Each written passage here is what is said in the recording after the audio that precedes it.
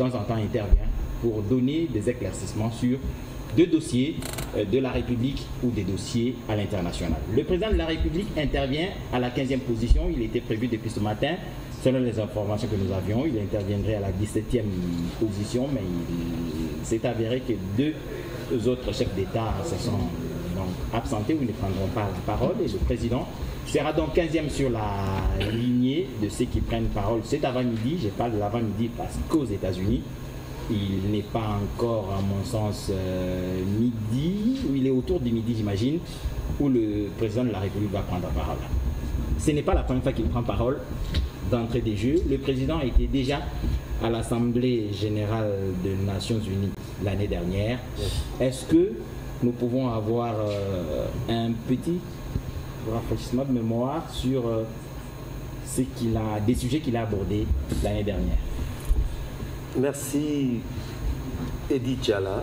Le sujet brûlant ou le sujet majeur de l'année dernière, c'était le départ progressif de la MONUSCO qui devrait commencer au mois de décembre de l'année dernière, de 2023. Ce qui est fait, ce qui est effectif.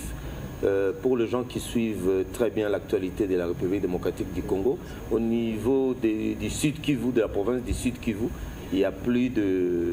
La MONUSCO n'existe plus là-bas.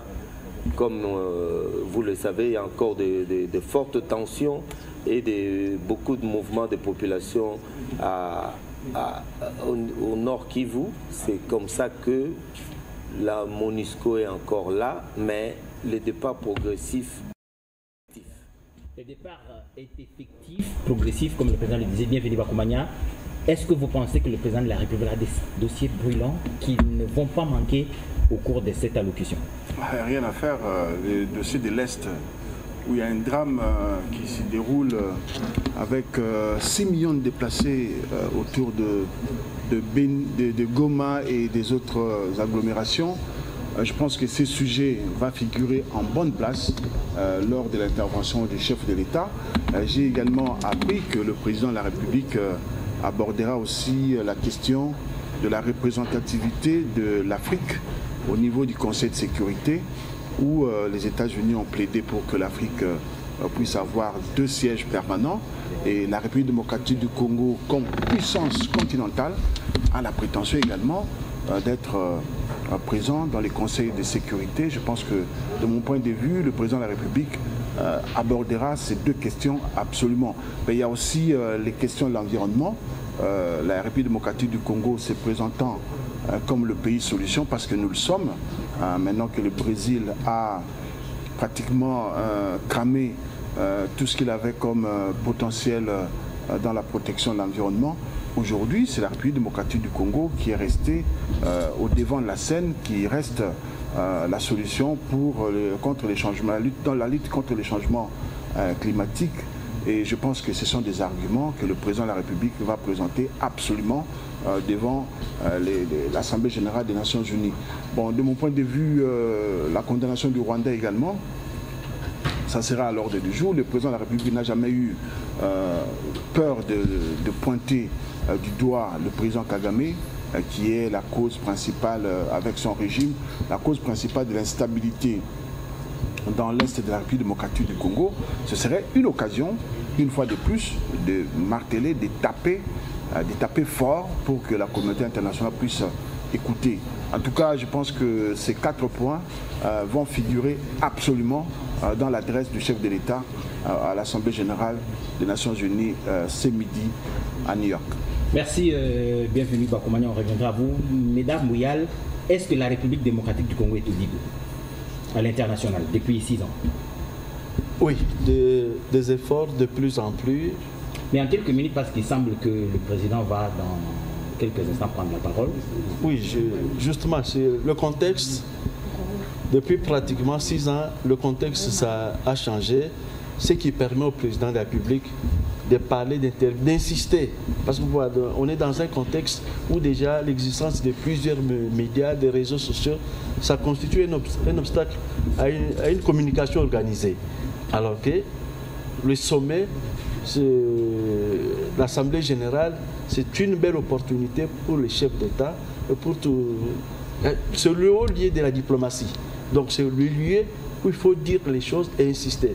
D'autant plus que tous les rapports des Nations Unies, tous les rapports des experts des Nations Unies ont toujours attesté des questions de la présence du Rwanda et des militaires rwandais sur le territoire congolais.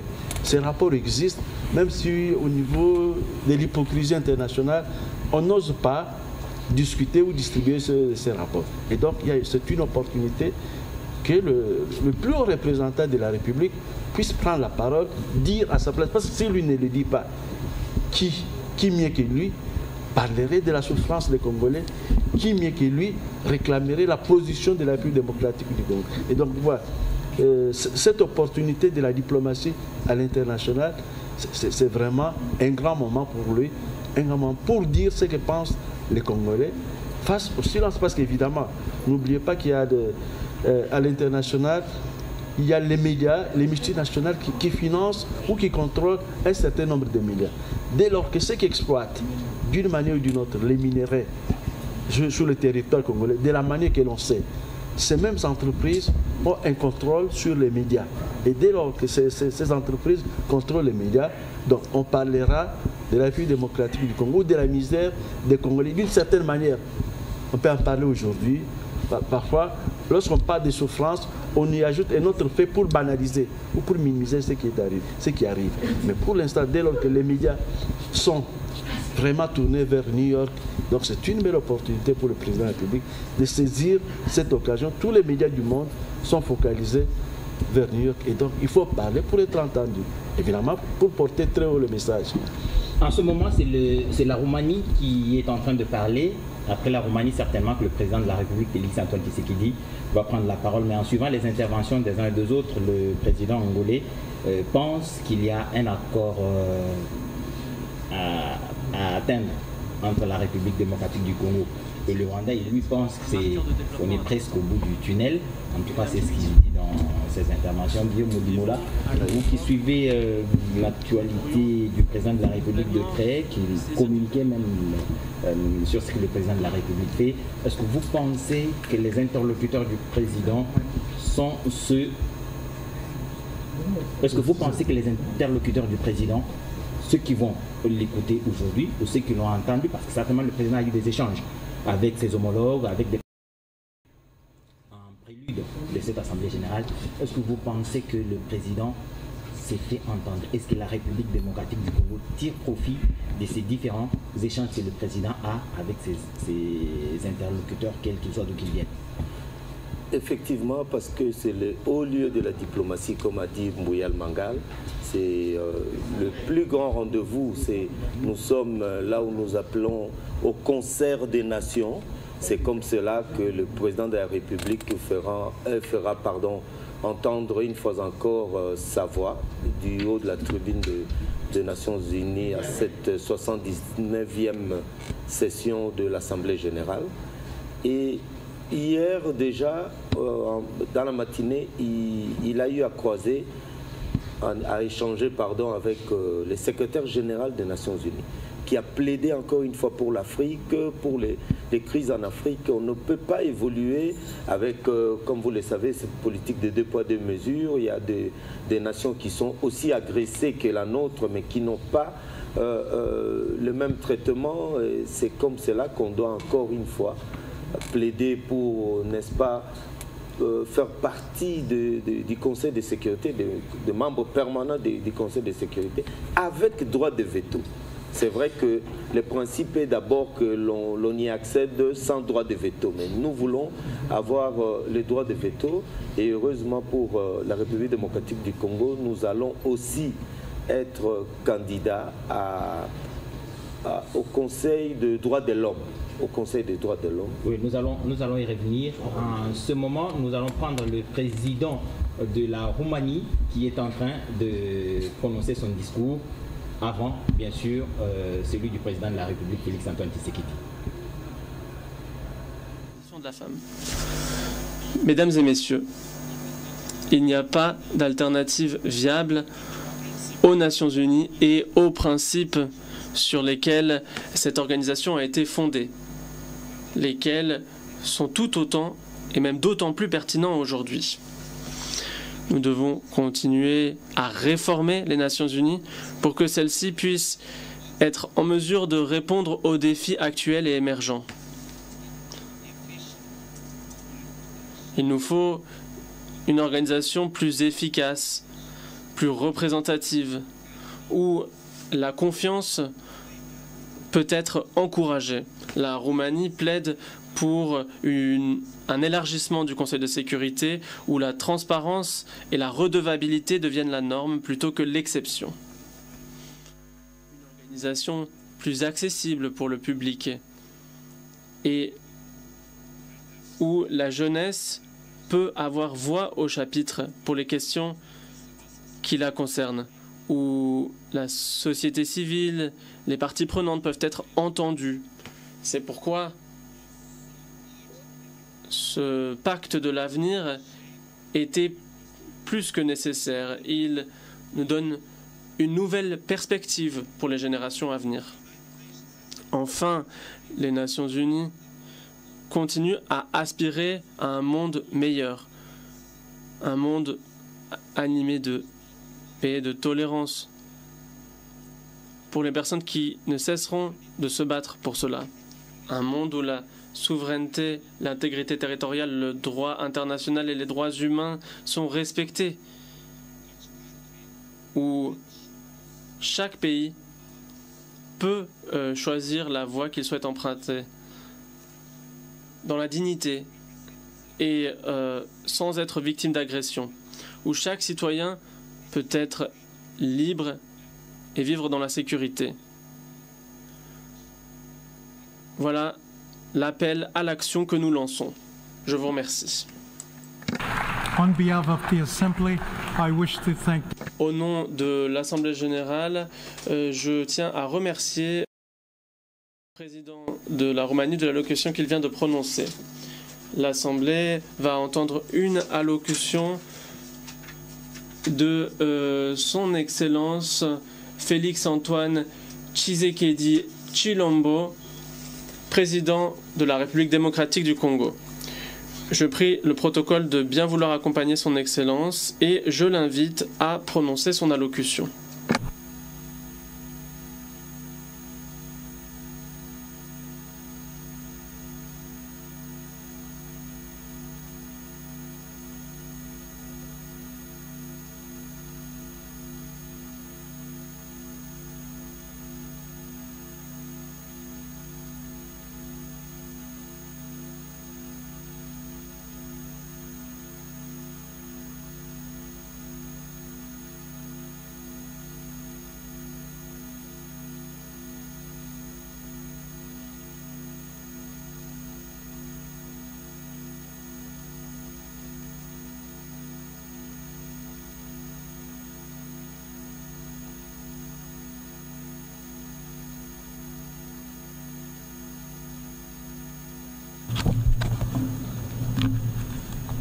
Monsieur le Président de l'Assemblée générale des Nations unies ici représentée, c'est avec un immense honneur que je m'adresse à vous aujourd'hui pour la première fois depuis que le peuple congolais m'a renouvelé sa confiance en m'élisant pour un second mandat à la tête de notre nation.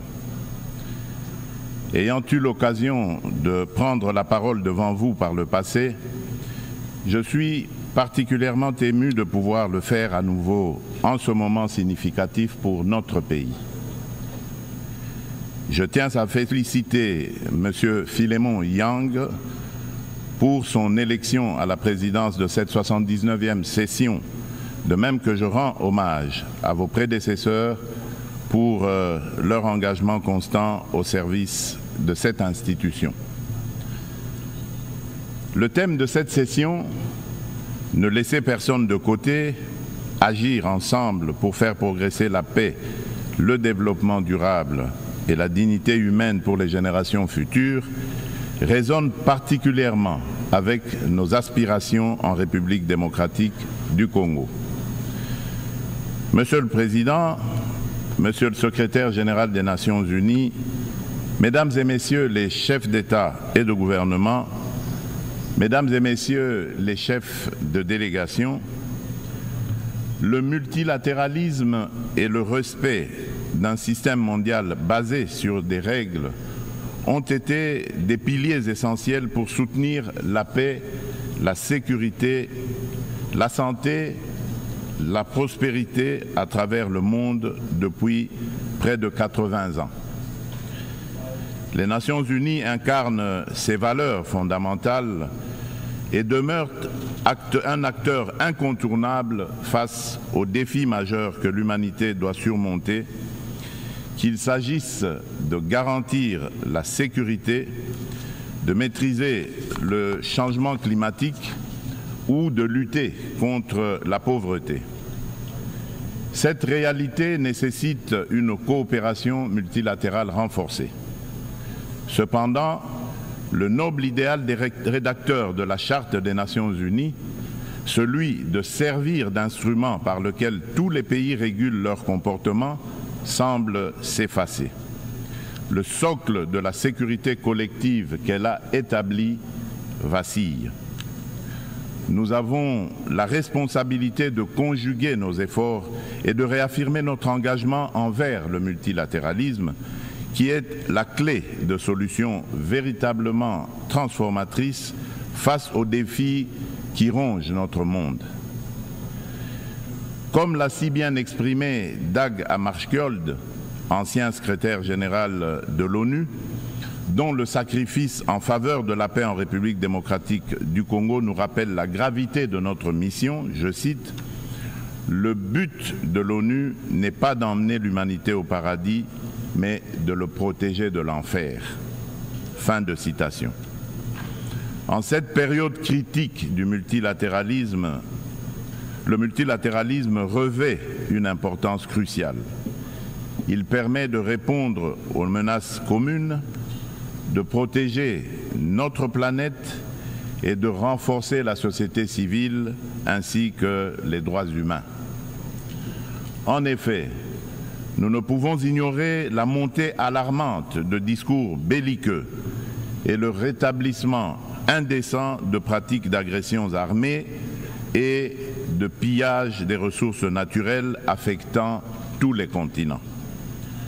Le conflit russo-ukrainien qui persiste et continue d'affecter la région n'est qu'une manifestation parmi tant d'autres qui menacent la paix dans le monde.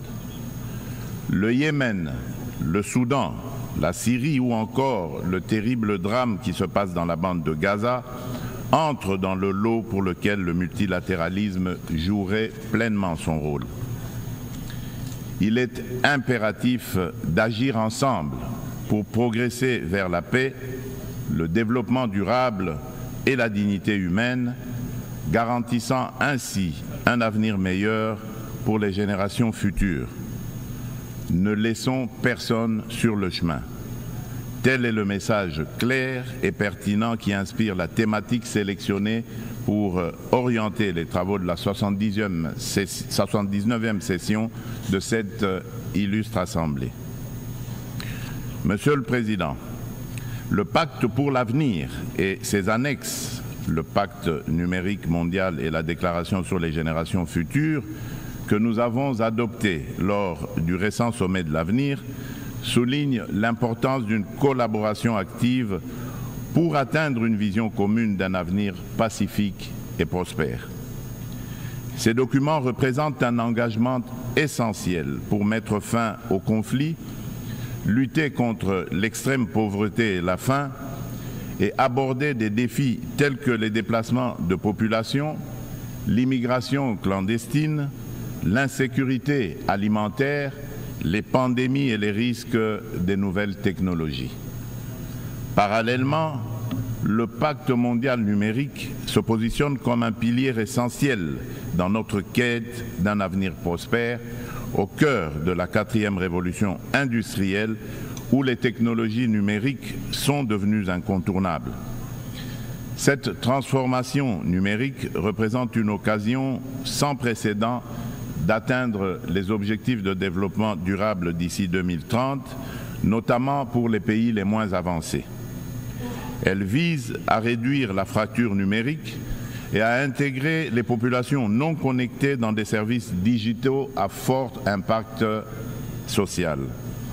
Cependant, pour relever ce défi majeur, inhérent à la révolution du numérique, des réformes globales sont nécessaires, impliquant une réévaluation de l'architecture financière internationale et un financement adéquat.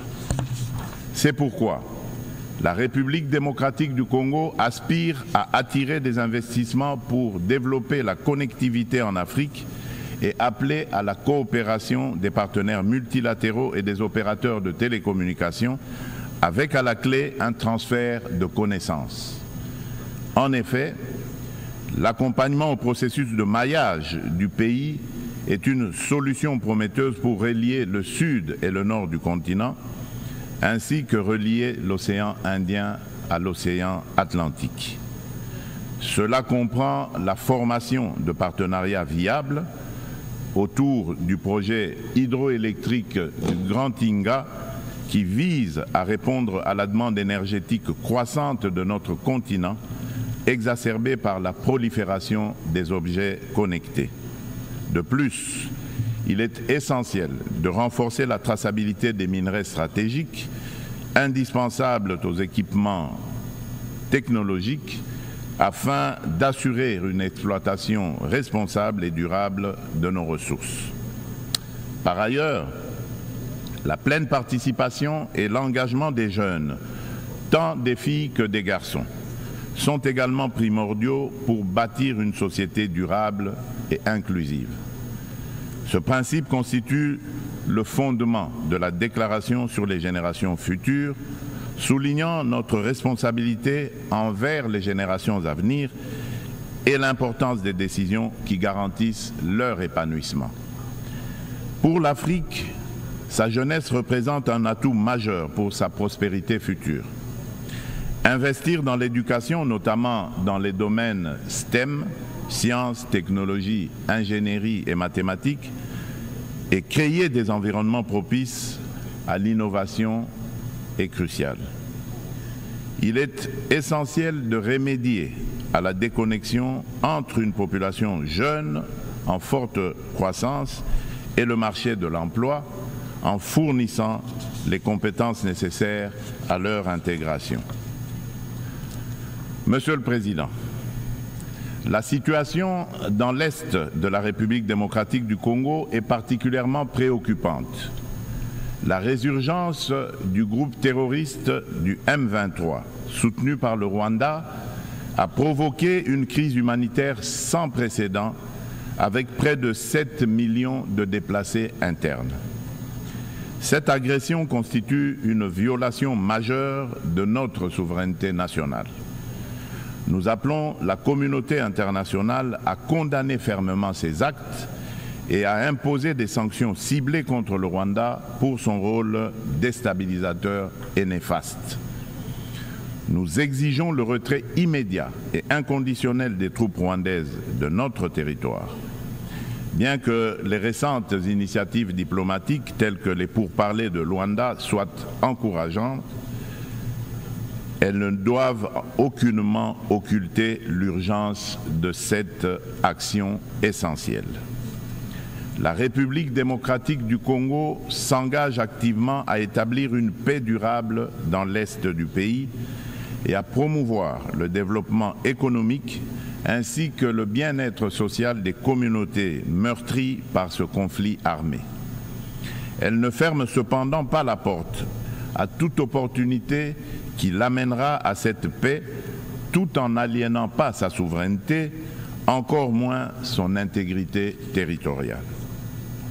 Dans cette optique, elle est résolument engagée dans la mise en œuvre de la feuille de route adoptée dans le cadre du processus de Luanda, que je soutiens fermement, qui promeut un dialogue de haut niveau visant à restaurer la confiance entre la République démocratique du Congo et le Rwanda, tout en minimisant le risque de crise sécuritaire actuelle, que la crise sécuritaire actuelle ne dégénère en conflit régional.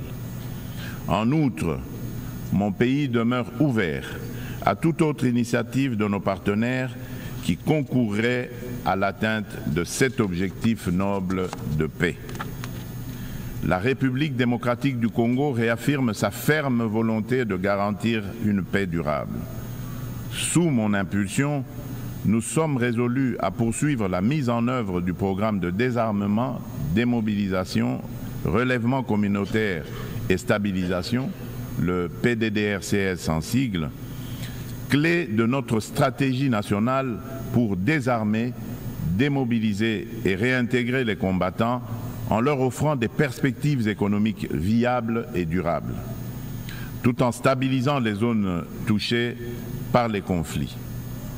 En assurant une transition post-MONUSCO, nous priorisons essentiellement le rapatriement des combattants étrangers.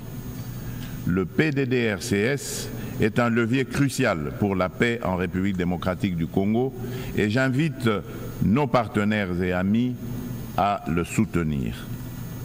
Par ailleurs, des milliers de victimes du génocide pour des gains économiques en République démocratique du Congo, en abrégé Génocost, continuent de subir les conséquences dévastatrices d'un passé marqué par la violence et l'impunité. Reconnaître et traiter les effets de cette stratégie est crucial pour favoriser le rétablissement et la reconstruction des communautés touchées. Au-delà de l'aide humanitaire immédiate, une approche à long terme, centrée sur la justice, la réconciliation et le développement durable est essentielle pour permettre aux victimes de se reconstruire et de retrouver une vie digne. C'est pourquoi le gouvernement de la République démocratique du Congo a décidé d'institutionnaliser la journée du 2 août, journée du Génocost, dédiée aux victimes des crimes odieux perpétrés par des rebelles soutenus par des multinationales et des États de la région. Cette journée incarne une communion nationale permettant de confronter un passé douloureux pour aller de l'avant. Elle est essentielle pour renforcer la conscience historique de notre pays et affirmer la détermination de la nation à prévenir la répétition de telles barbaries. Monsieur le Président, le terrorisme constitue une menace sérieuse pour la paix et la sécurité internationale, touchant toutes les régions du monde. Après avoir sévi en Asie, en Europe occidentale et en Amérique du Nord, ce fléau semble désormais s'enraciner en Afrique. En tant que membre de la coalition mondiale contre l'État islamique, la République démocratique du Congo exhorte les Nations unies à intensifier leurs actions pour mettre en œuvre les recommandations de cette organisation, notamment dans le cadre du processus d'Aqaba. Le terrorisme qui sévit dans l'est de notre pays est étroitement lié au pillage et à l'exploitation illégale de nos ressources naturelles. Ces activités criminelles alimentent l'insécurité et financent les groupes armés, exacerbant les conflits dans la région des Grands Lacs. Par conséquent, il est impératif que les Nations unies envisagent des sanctions sévères contre les acteurs responsables de ces crimes économiques afin de briser ce cercle vicieux et de favoriser la paix, le développement durable et la dignité humaine pour les futures générations. Monsieur le Président, selon le dernier rapport d'examen national volontaire des objectifs de développement durable, la République démocratique du Congo a réalisé des avancées significatives vers plusieurs cibles des ODD grâce à des réformes et interventions majeures. Depuis 2019, le gouvernement a mis en place une réforme ambitieuse pour assurer la gratuité de l'enseignement de base, permettant à près de 4 millions d'enfants de rejoindre l'école. En outre, plusieurs mesures ont été prises pour renforcer la protection sociale, introduire la couverture sanitaire universelle et promouvoir l'égalité des sexes, ainsi que pour favoriser le développement des infrastructures et une industrialisation rapide à travers notamment la création des zones économiques spéciales.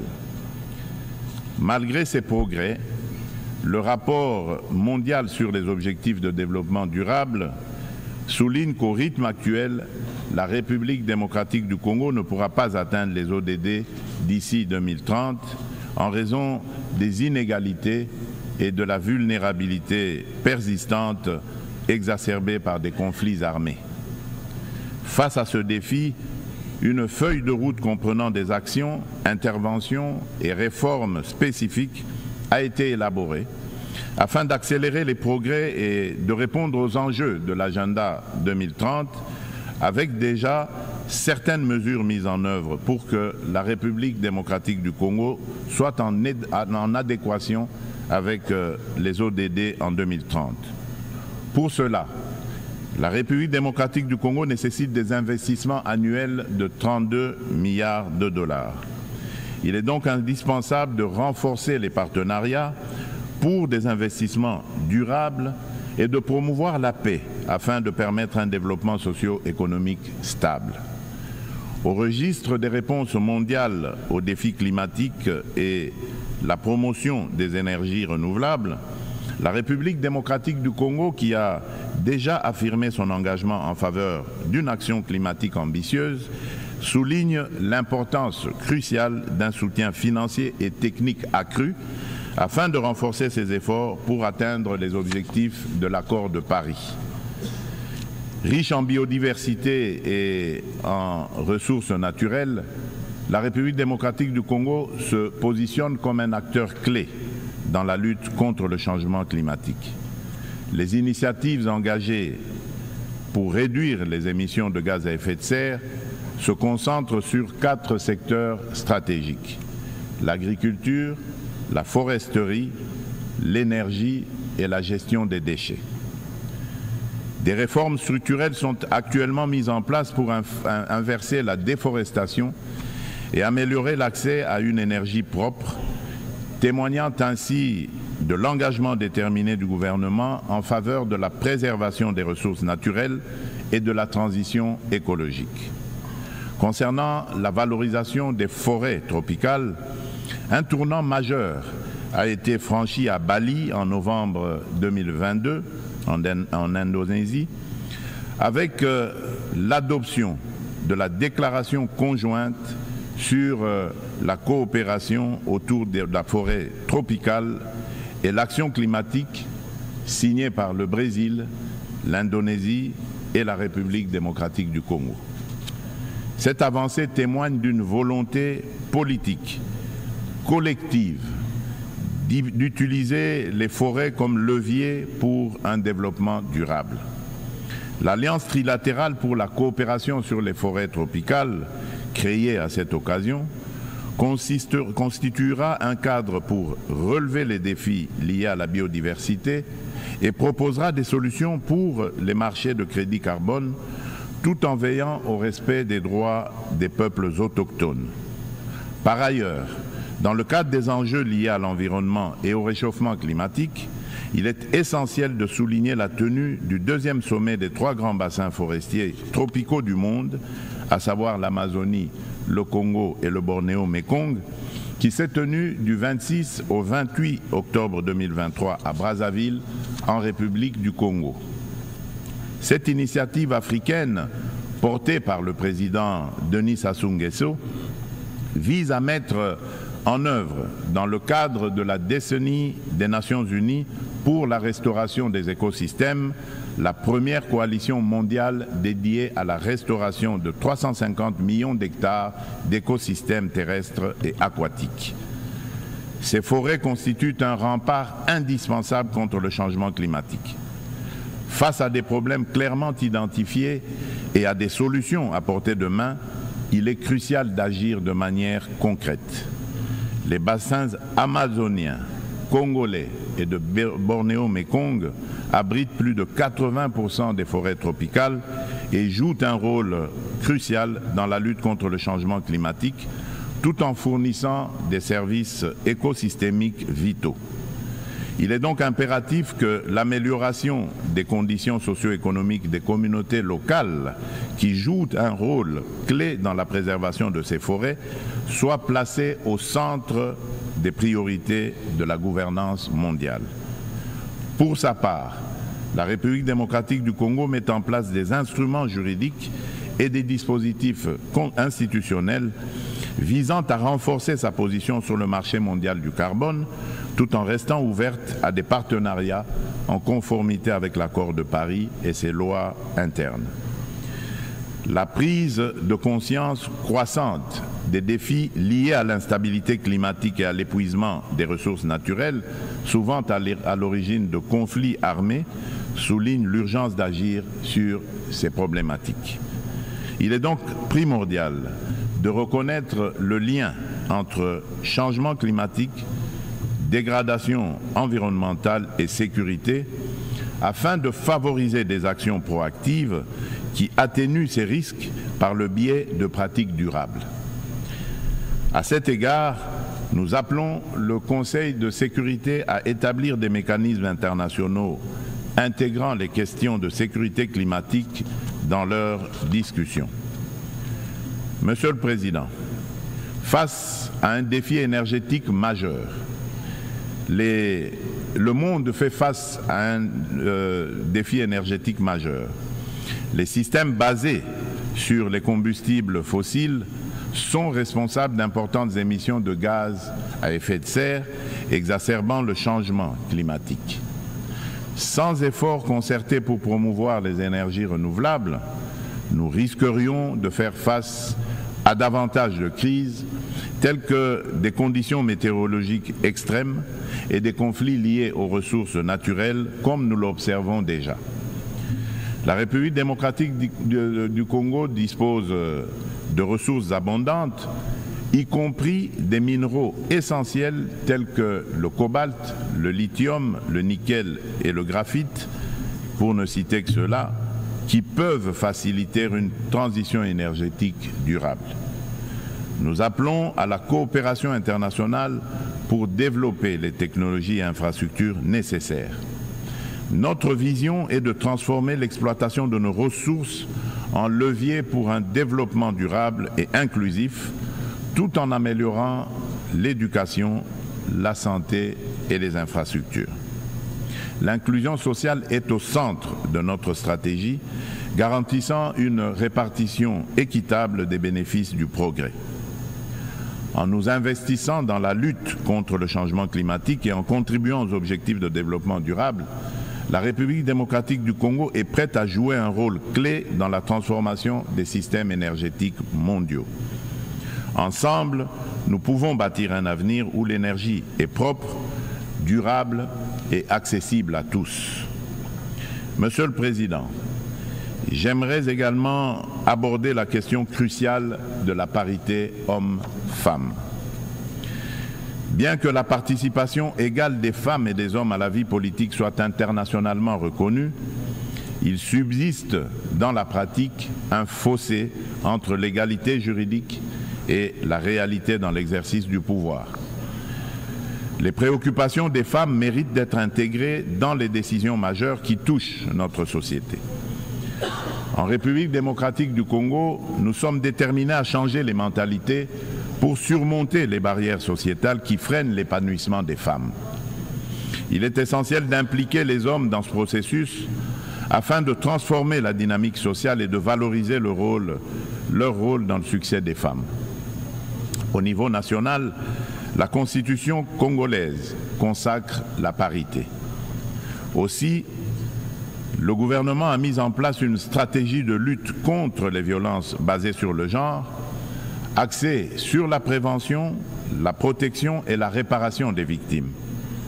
Cette stratégie se traduit par le Fonds national de réparation pour les victimes des violences sexuelles liées au conflit et de crimes contre la paix et la sécurité de l'humanité, en abrégé le FONAREV. La législation en cours vise à garantir cette protection.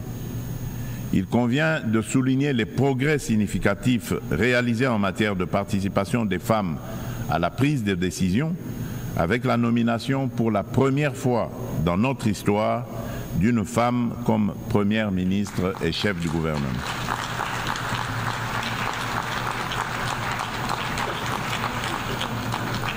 Nous assistons également à une présence accrue de femmes dans les instances gouvernementales ainsi que dans le Parlement et le système judiciaire, illustrée par la nomination de femmes au poste de premier président du Conseil d'État et à la tête de la Banque centrale du Congo.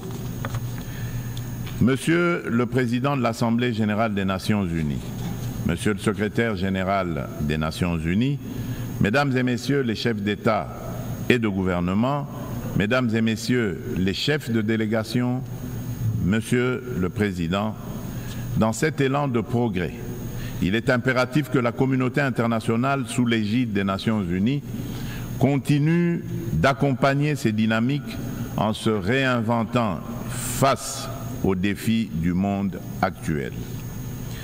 Pour maintenir la confiance de la communauté internationale, l'Organisation des Nations unies doit prouver sa capacité à s'adapter aux évolutions contemporaines et à les surmonter de manière efficace et responsable.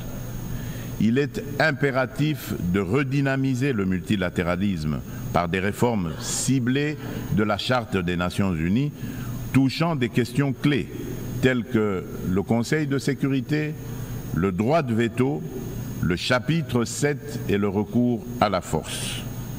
Néanmoins, cela ne suffira pas. La coordination et la coopération entre les différentes institutions et agences des Nations unies doivent également être renforcées. De nombreux enjeux globaux sont souvent abordés de manière redondante dans différents forums, parfois sous des angles contradictoires, tandis que d'autres problématiques restent entièrement négligées, chaque bureaucratie internationale cherchant à défendre son existence propre. À cet égard, tout en saluant l'appui des États-Unis, je réitère avec fermeté, au nom de l'ensemble des pays africains, la requête de création de 2 sièges permanents au Conseil de sécurité des Nations unies pour les pays africains.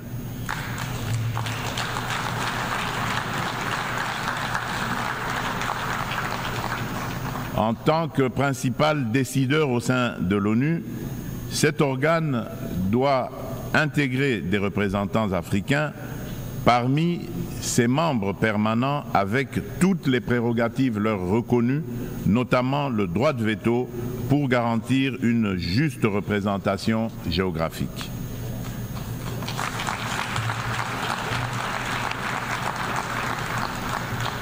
Il s'agit là d'une question de justice pour un continent dont le rôle dans les affaires internationales ne cesse de croître. Nous, Africains, tenons cette exigence avec la plus grande détermination. Enfin, je ne saurais conclure sans rappeler qu'après plus de 3 décennies d'absence au Conseil de sécurité, la République démocratique du Congo se porte à nouveau candidate, soutenue par l'Union africaine et par la Communauté de développement de l'Afrique australe, la SADC, au poste de membre non permanent pour la période 2026-2027, lors des élections qui se tiendront à New York en juin 2025. La République démocratique du Congo a déjà occupé cette fonction entre 1982 et 1983, 1990 et 1991, période durant lesquelles elle a œuvré pour la promotion de la paix, de la sécurité et de la stabilité en Afrique et dans le monde. Une fois élue, la République démocratique du Congo entend jouer un rôle proactif au sein du Conseil de sécurité, participant à la revitalisation de la Charte des Nations unies et contribuant de manière constructive aux débats et aux actions qui en découlent. Mon pays sollicite donc le soutien de tous les États membres en vue de son élection. En ces temps où le multilatéralisme est mis à l'épreuve, la République démocratique du Congo réaffirme son engagement indéfectible envers la communauté internationale prête à assumer avec honneur et responsabilité la mission de forger un avenir où la coopération et la paix prévalent sur le conflit et la division. Nelson Mandela a dit, je cite, « Aucun de nous agissant seul ne peut atteindre le succès ». Fin de citation. Ainsi, nous tendons la main à chacun de vous, partenaires de longue date et nouveaux alliés, pour écrire ensemble ce chapitre crucial de notre histoire collective. Ensemble, faisons de notre monde un lieu où chaque nation, grande ou petite, peut prospérer dans la dignité et dans la sécurité. Je vous remercie.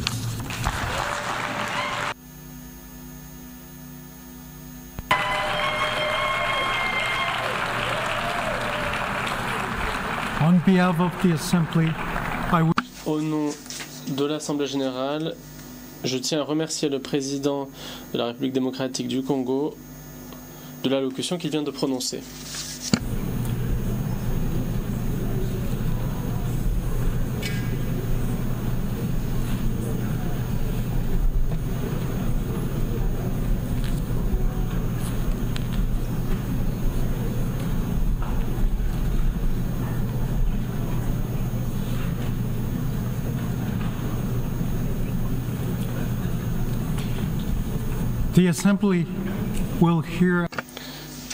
L'Assemblée va entendre une allocution de son Excellence Umaro Sissoko Embalo, président de la République de Guinée-Bissau. Je prie le protocole de bien vouloir accompagner son Excellence et invite son Excellence à s'adresser à l'Assemblée.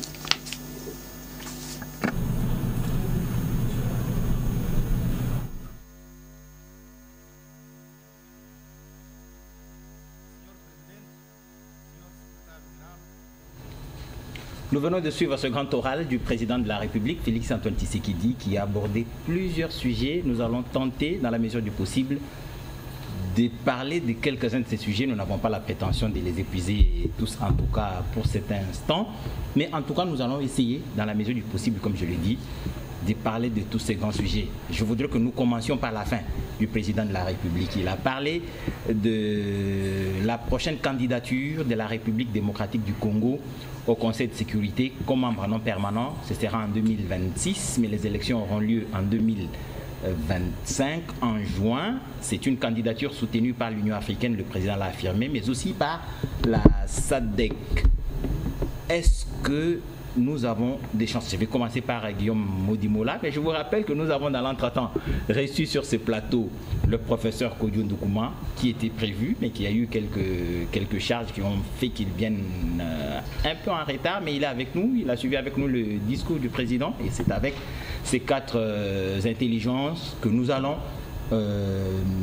parler de ces sujets très important que le président a abordé au cours de ce discours. J'étais donc en train de dire que Guillaume, le président de la République, parlait de notre prochaine candidature au Conseil de sécurité comme membre non permanent. Ce sera en 2025, le moment des élections, et ce sera pour cette participation en 2026. La République démocratique du Congo a-t-elle des chances? Oui, la République démocratique du Congo a beaucoup de chances, déjà soutenue par tous les pays africains qui sont réunis dans l'Union africaine.